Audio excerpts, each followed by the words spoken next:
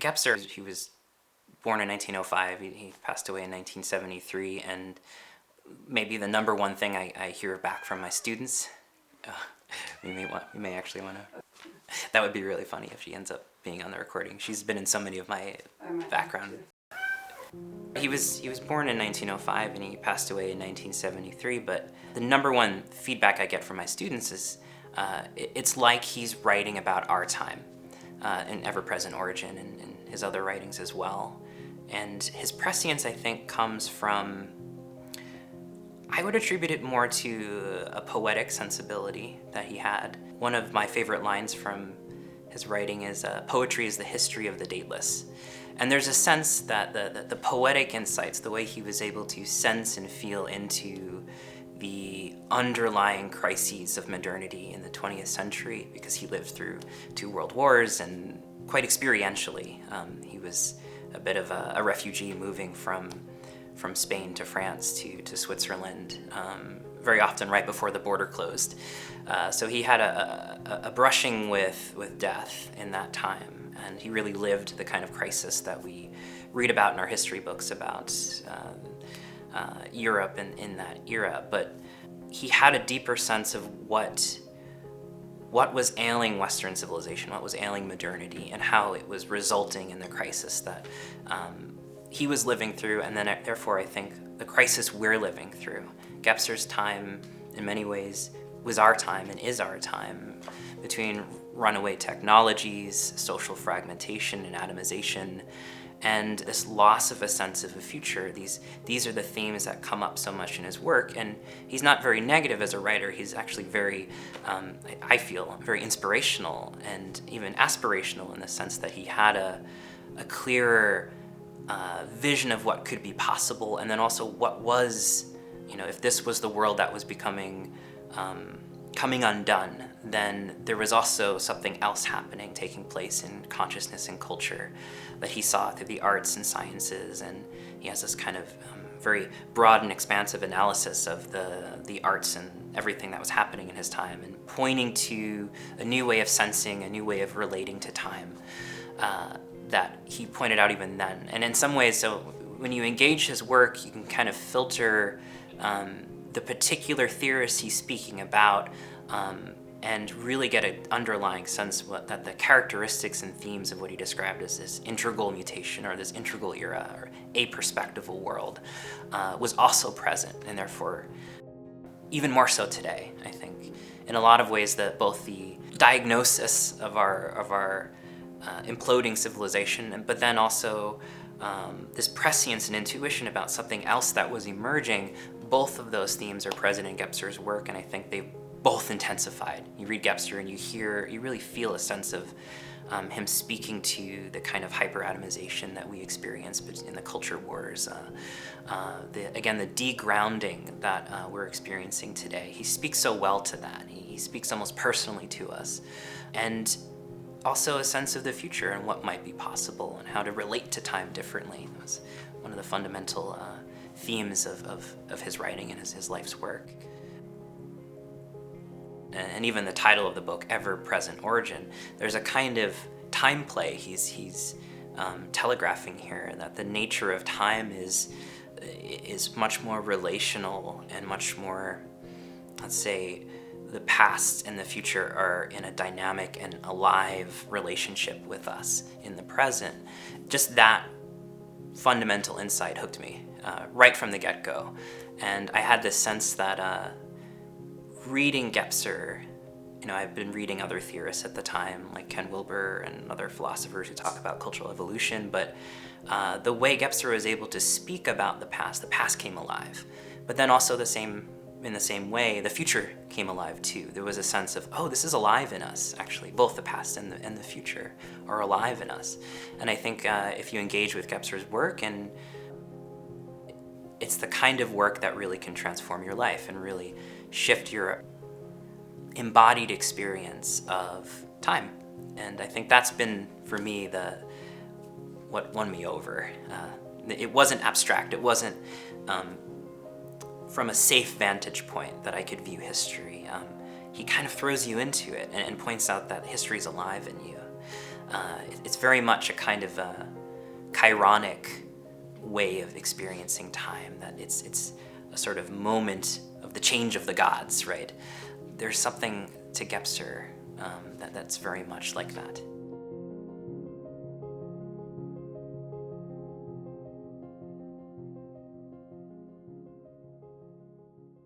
Of how do we think about Gebser structures and why are they different from stages per se? And I think Gebser was very explicit and clear about this in a way that, again, was a bit prescient, because what we know today, especially with anthropology, archaeology, social sciences, history is much more nonlinear than we have imagined it to be in our cultural narrative.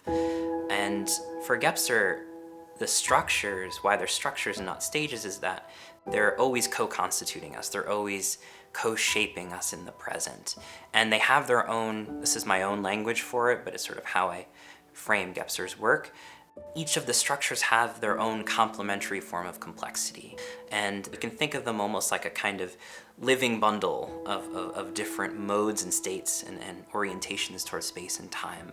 And they have their own moment maybe in history where one was a bit more explicit and, let's say, realized than the others, but they're always in this interdependent relationship.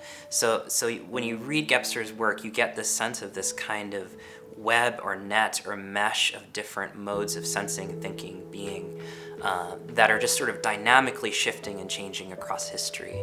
And so thinking of them as stages, really, intuitively it doesn't make sense, but then also I think theoretically he was very critical of a sort of stadial model of history, that we're kind of moving or ascending, through these great developmental steps, right, that kind of neatly move us to the next level or to the next level. He was very critical of that back in the 1940s in a way that I think maybe some writers today would say, okay, that's very postmodern, but he wasn't even, there wasn't even a term at the time.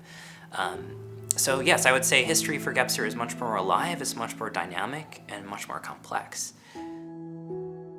I think for Gebser, the past and the future are, as he understands, they're latent. So this might mean, we might use the analogy of a seed, right, that has sort of the morphology of the future body within itself.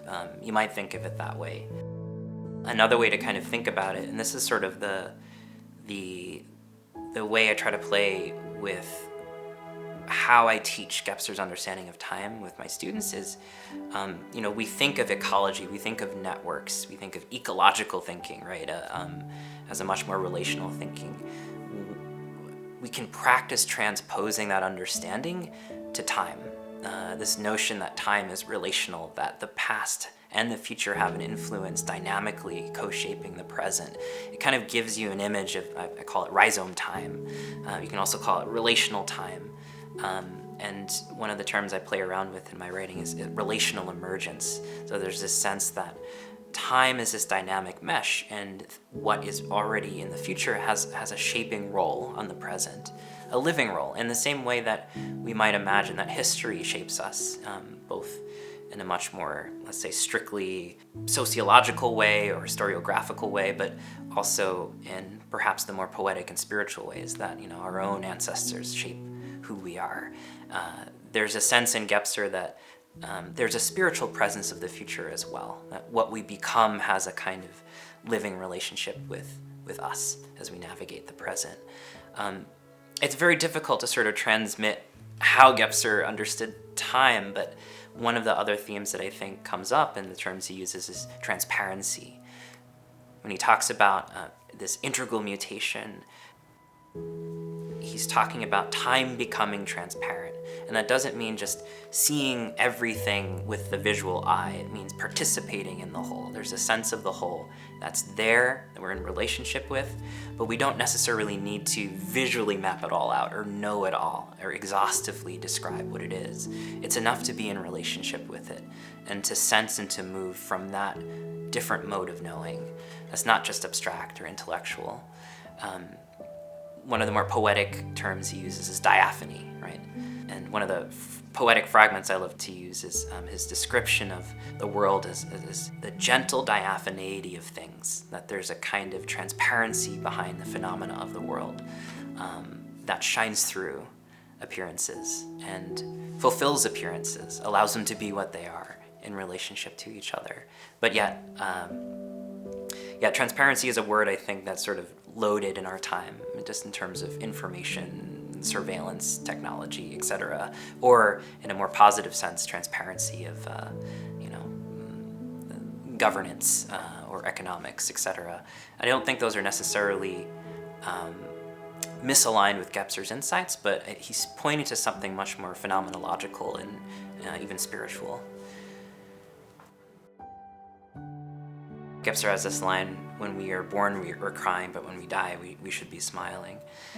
There's a sense of that one's whole life isn't just ruled by chronos. One's whole life is, we can imagine a kind of entanglement of time, of these particularly special moments of perception, of love, of transformation, of relationship. And I think when you meet death, you meet the opportunity to kind of see your life as a whole, rather than something that's winding down or something that's had particular stages, right? There's this sort of unveiling of the fullness of one's time, the way one has lived their life and fulfilled these deeper aspirations and struggles become more important than the particular decades. So I think Gebser has some beautiful writing and even just a beautiful relationship with understanding time and death as intrinsic also to the other side of that, right? To life and the fulfillment of life and birth.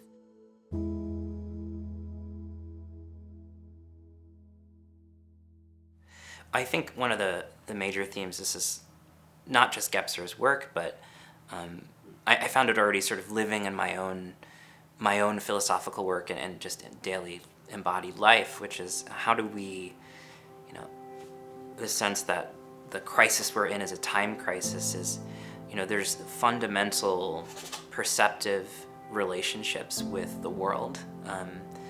We've lambasted Descartes talking about Cartesianism and subject-object divides. It's sort of an abstract way of saying it, but time, rather than being understood as an abstract dividing capacity of our mental thought, for Gebser, it's more of a relational and presence-based way of moving through the world, being able to slow down enough to be in relationship with place and with our planet. So there's a kind of radical implicit practice in that, and actually slowing down and being present and moving according to a time that is alive in us, whether we're talking about biological rhythms, ecological rhythms. Bergson called it duration. How do we live more from time as a quality that is, Gebser used this word, intensified in us. I think whether or not we are consciously doing that, we are being forced in a lot of ways because of the crisis to consider it. We're very much dealing with the Anthropocene and climatological conditions. We're dealing with a kind of intensification of time in our daily lives. When we talk about weather, we don't just talk about how's the weather anymore. There's this sense of it being, Timothy Morton has that term, hyper-object, sort of tangled in this very complex thing called climate change whenever we ask about the weather. And that can kind of sound a little abstract, but I would point to something that Charles Taylor talks about as a sort of background experience of being modern. There's a kind of pre-ontological sense or a felt sense that we're no longer living in the same kind of world anymore. And the world that we are living in, even though it produces so much anxiety in us, has a different relationship with time. Every time we note the weather changes, every time we're dealing with these sort of disruptions in our modern way of living, we're dealing with time. We're dealing with the fires of the past that have burned the fossil fuels, the coal, from our immediate ancestors. And we're playing that out too for our future descendants. there's a kind of entanglement of time that's loaded in every single moment. And I mention this theorist all the time, but Andreas Malm, he writes, the air is heavy with time. And I think that's such a great way of putting it. So as a sort of negative felt experience, as a sort of background experience, our culture today is loaded with this heaviness of time that we're dealing with, and it shows up as anxiety. Now what Gebser would do, he would sort of point to that. I think he would really enjoy that phrase from Malm, but he would point to that and say, okay, well, this is sort of a negative expression of a different kind of worldview. What would it look like to live that kind of sense of the past, the present, and future in a very tangible way, being related with one another, being in relationship? What would that look like creatively and constructively as a culture, as a cultural expression, artistic, economic, sociological? How do we live that?